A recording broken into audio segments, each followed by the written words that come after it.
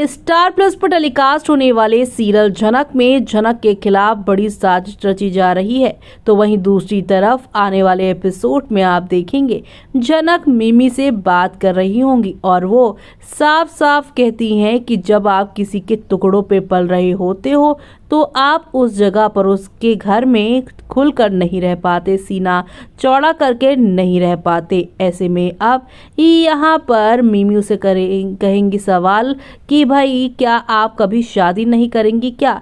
ऐसे में यहाँ पर जनक कहती है नहीं, मैं ये शादी कुछ भी ऐसा वैसा नहीं करने वाली हूँ। जनक की इन बातों को सुनने के बाद एक और सवाल मिमी जनक से करेंगी जो कि शॉकिंग होगा। मिमी कहेंगी कि आप अनिरुद्ध दादा से प्यार करती हैं, इसलिए क्या आप कभी किसी और से शादी नहीं करेंगी। ऐसे में अब मिमी के सवाल से जनक शॉक्ड हो जाएगी और कहेगी कि इस सवाल का कोई यहाँ पर मतलब नहीं है। मेरा बस ये कहना है कि मैं अब इस घर में नहीं रहूंगी, मैं इस घर से जा रही हूँ और अपनी एक नई दुनिया बसाऊंगी। जनक ने अपनी बातें मिमी के सामने पूरी तरीके से अच्छे से क्लियरली रख दी है, लेकिन जहाँ मिमी और जनक के बीच में घर छोड़कर जाने जैसी बातें हो रही है तो वहीं जनक के खिलाफ कुलभूषण नई प्लानिंग करने लगे हैं। उसने सृष्टि को बुलाया है और कह रहा है कि जनक के जो पापा है यानी बृजभूषण, उनकी पूरी प्रॉपर्टी हमारे कब्जे में है और हम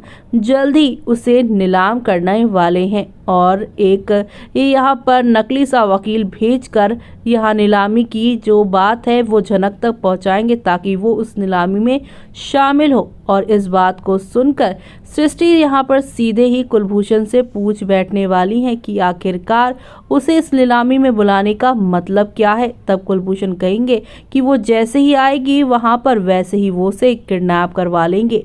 यानी कि यहाँ पर एक बार फिर से कुलभूषण के गंदे इरादे जनक पर हैं और वो जब घर से निकलेगी वो सब